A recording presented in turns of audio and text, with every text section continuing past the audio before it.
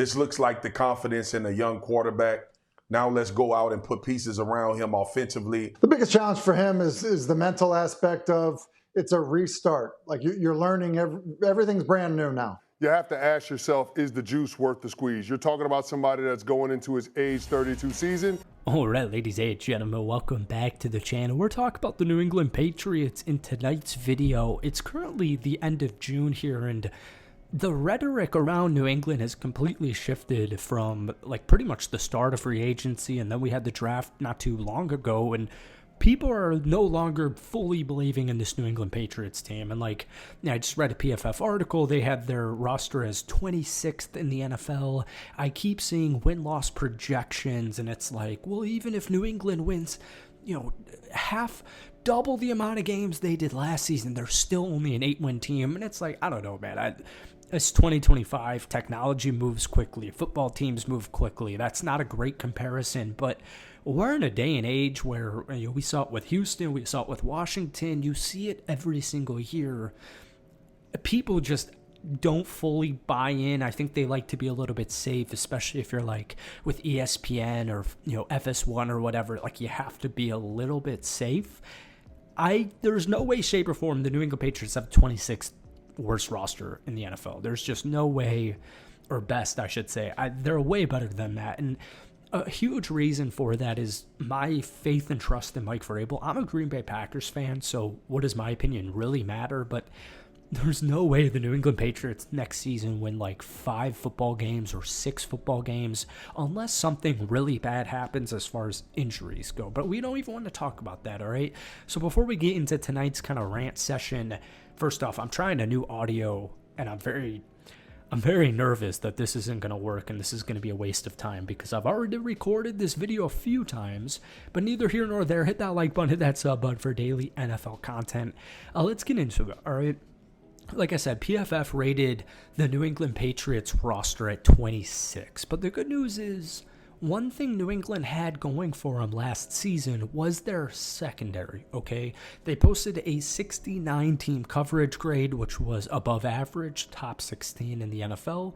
They also allowed a passing play of 15 or more yards on only 12%. All right, that was the 6th best rank in the entire NFL. So you look at Christian Gonzalez, you look at the safety room, you've got a bunch of studs everywhere. Marcus Jones, Shabril Peppers, Christian Gonzalez, and then the obvious new acquisition in Carlton Davis. The biggest issue for New England last season came as no surprise. It was pretty much Drake May's supporting cast, all right? There weren't too many worse situations, especially for a rookie quarterback to come into than New England in week 1. And it was the reason, actually, like I was saying, that Drake May didn't start in week 1. The offensive line was horrid, folks. 48.5 PFF overall offensive line grade. That was over 9 points lower than the next worst unit, so it was not very good. The team also had a bottom 3 PFF receiving grade, and that's why you saw Stephon Diggs, Matt Collins, and the rookie Kyle Williams, but we'll talk about that in just 1 second. So I don't want to talk too much else about the defense because, like I said, if you asked me, like a Green Bay Packers fan, like, why am I not worried about the New England Patriots defense? Well, first off, just look at the roster. You know what I mean? Like, just look at the roster. Look at their new acquisitions, whether it was in the draft or free agency, and then more importantly, Mike Vrabel. So I'm not concerned with the defense. You don't need to be a top 5 offense or not top 5 defense next season, but anything over or better than 16th, which would be league average, the Patriots are setting themselves up for success. The big news is in offense. All right, obviously, new additions on the offensive line, Garrett Bradbury. We'll talk about the LT in just 1 second, but new right tackle Morgan Moses, and then most notably, Stephon Diggs. And I don't know what it is. I feel like Stephon Diggs in the last few years has left a sour stain in a lot of people's minds. Personally, if Stephon Diggs is healthy, he's still one of the best in the business. All right, and that's going to be Drake May's new number 1 target. He just signed a 3-year, $63 million contract with New England. Now, I get it, he's 31 years old, and he is coming off a torn ACL, but he's still been, and people won't like what I'm about to say, he's still been a top 10 dude at his position when he's healthy. All right, that's just a simple fact, all right? Will Campbell as well, the new left tackle, changes everything. This new offensive line, the new tackles, Morgan Moses, like we just said a minute ago, and then new tackle at Drake May's blind spot, Will Campbell. And he was selected number 4 overall, and people were freaking out about his arm length. I don't really understand why that would be an issue. But at LSU, one of the best college football programs in the nation, he posted an 83 PFF grade over all 3 years at LSU. So this guy he's a veteran as far as collegiate snaps go. The dude's a stud. I don't think much needs to be said about somebody who was drafted number 4 overall, but for some reason he's gotten a lot of not negativity, but a lot of question marks. People aren't sold on him for some reason, but I get it. It's a rookie. That just happens. Speaking of rookies, round 238, what the Patriots did in free agency to me was fascinating. And it was genius. It reminded me very much of the Houston Texans a few seasons ago. So Mike Vrabel goes out there and gets his guys in free agency like Milton Williams, Harold Landry, Robert Spillane, Carlton Davis, etc. And then they spend everything in at least the first 3 rounds, the first 69, their first 3 picks. They spend it on offense, right? We just mentioned number 4 overall, Will Campbell.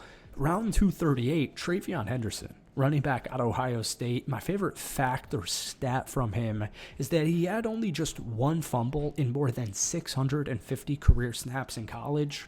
He's 5'10", over 200 pounds, and he's got a great burst of speed. He's a huge home run threat, and he also is good in pass pro.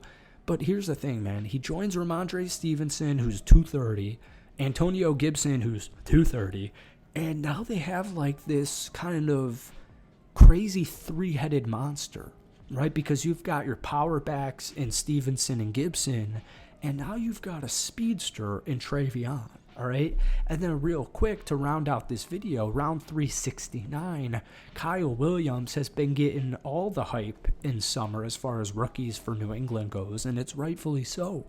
This guy is going to be, in my opinion, and once again, I'm a Green Bay Packers fan. I truly am not trying to just blow smoke under your ass or however that saying goes. Kyle Williams might be one of the, easily to me, he'll be a top 10 rookie wide receiver.